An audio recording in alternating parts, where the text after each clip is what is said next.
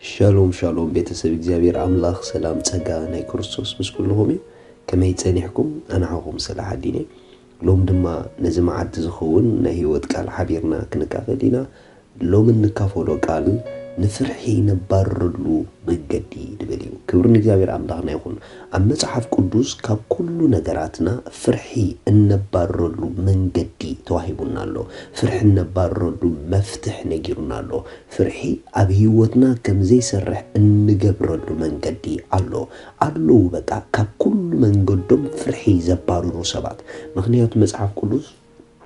ጻድቅ ከም ሽደን አንበሳ ይተብዕ ይዝብሎ ጻድቅ ካብታ ሓደ ዝፍለጠሉ መንገዲ ትብዓት እዩ ጻድቅ ኣብ ህይወት ትብዓት ኣለዎ ጻድቅ ኣብ ናብርኡ ትብዓት ኣለዎ ጻድቅ ኣብ ኣምላኹ ትብዓት ኣለዎ ጻድቅ ኣብ ኩሉ ምንቅስቃሳቱ ትብዓት ኣለዎ ስለዚ ጻድቅ ኩሉ ግዜ ልዕሊ ፍርሒ ዝመላለስ ነገር ግን ንጻድቅ ልዕሊ ፍርሒ ዘመላልሶ ዋና መንገዲ እንታይ እዩ ብኸመይ ዓይነት መንገዲ ከይፈርሕና ክንነብር ንኽእል ብኸመይ ዓይነት መንገዲ ፍርሒ ካብናትና ዓለም ነባረሮም እቲ ዝኸፍአ ጸላእ ዝጥቀመሉ ኣፍ ደገ ፍርሒ እዩ ፍርሒ ማለት ንብዙሕ ስቃይን ንብዙሕ ናይ ጸልማት ማህረምትን ክትቃላዕ ዝገብረካ ማዕጾ ወይ መንገዲ እዩ ዲያብሎስ ኩሉ ጊዜ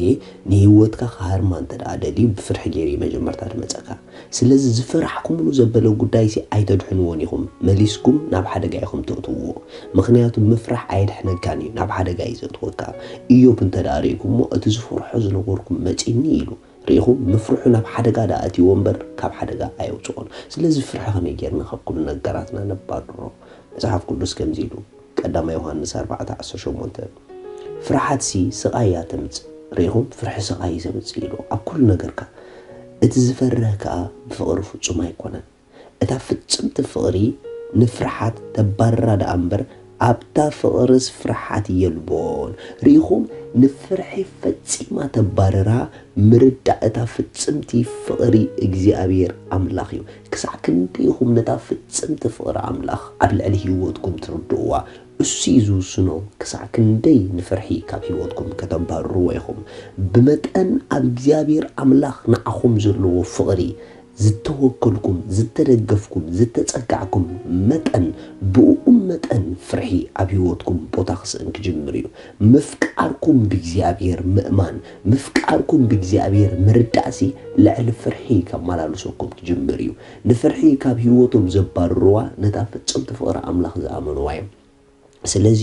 እቲ ዝፈርሕ ኢልዎ ብፍቕሪ ፍጹም ኣይኮነን ኢልዎ ሪኢኹም ብፍቕሪ ፍጹም ኣይኮነን ብፍቕሪ ኣምላኽ ርዱእ ኣይኮነን ነታ ፍጽምቲ ፍቕሪ ኣምላኽ ኣይኣተወቶን ማለት ይነዘብ እዚ ስለዚ ነታ ፍጽምቲ ናይ እግዚአብሔር ፍቕሪ ንዓኣ ብዝፈለጥናያን ብዝኣመናያን መጠን ኣብ ኩሉ ህይወትና ተባዓት ክንከውን ኢና ኣብ ኩሉ ህይወትና ልዕሊ ኩሉ ናይ ጸልማት ሓይልታትን ፍርሕታትን ክንመላለስ ክንጅምር ኢና እሱ የፍቅረኩም እዩ ምፍቃርኩም እመንዎ ንሱ ይፈትወኩም እዩ ምፍታውኩም እመንዎ እግዚአብሔር ኣምላኽ ኣብ ልዕሊኩም ዘለዎ ዓብ ፍቕሪ በቲ ዝኸፈለልኩም ዋጋ ወዲ ኢየሱስ ክርስቶስ ብኡ ጌርኩም ኣስተውዕልዎ ነስተውዕሎ ክሳዕ ክንዲ ዝዋጋ ካብ ከፈለልና ክሳዕ ክንዱ ድማ ኣዝዩ ይፍቅረና እዩ በኣና ዝመፁ ይፈቱን እዩ ኣምላኽ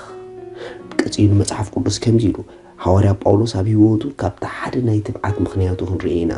ሮሜ 8 ካብ 35 ዘሎ ካብታ ፍቕሪ ክርስቶስ ዝፈልየና መን እዩ ሪኢኹም ክጅምር ከሎ ብሕቶ ናይ ትብዓት ሕቶ በቃ ናይ ተኣማንነት ሕቶ መን ኢኻ ፍቕሪ ክርስቶስ ዝፈልየና ኢሉ ሃሌሉያ ክሳዕ ክንደይ ኢኺ ኣብ ህይወትኪ በዚ ፍቕሪ ዝእምንቲ ክሳዕ ክንደይ ኢኺ ኣብ ህይወትኪ ኣብ ዝፍቕሪ እዚ ትብዓት ዘለኪ መን ኢኻ ፍቕሪ ዝፈልየኒ ትብልዶ ርኢ ቀፂሉ እንታይ ክብል እዩ መን ኢኻ ኣብታ ፍቕሪ ክርስቶስ ዝፈልየና ከመይ ምእንታኻ ምሉእ መዓልቲ ንቕተል ኣሎና ከም ኣባጊዕ ማሕረዱ እንተቆፀርና ዝብል ጽሑፍ ዘሎ ጭንቀት ዶ ፀበባ ዶ ስደት ዶ ጥሜት ዶ ዕርቃን ዶ ፍርህ ዶ ወይስ ሰይፊ ሞት ኮነ ወይ ህይወት መላእኽቲ ኾኑ ወይ ገዛእቲ ዘሎ ኾነ ወይ ዝመጽእ ወይ ሓይልታት ልዕል ዝበለ ኾነ ወይ ትሕት ዝበለ ካልእ ፍጥረት እውን እንተኾነ ካብታ ኣብ ክርስቶስ ኢየሱስ ጎይታና ዘላ ፍቕሪ ኣምላኽ ኮቶ ክፈልየና ከም ዘይኮነሉ ኣርጊጸ ኣለኹሞ በዚ ኩሉ በቲ ዘፍቀረና ኣጸቢቕና ንስዕር ኢና ሪኢኹም ነዞም ኩሉ كلهم أبهيوتكم وتزخولو كسع مجرشة تصويعهم مجرشة كل خفعت موت دي كسع موت تصويعهم إذن كلهم سيدوها كابتا أب كريستوس يسوع الله فقر فليني كل نيميلو قتيلو جنتايلو نزون كلهم ميلو بتذكر الناس أتصبقنا نسأرينا أتصبقنا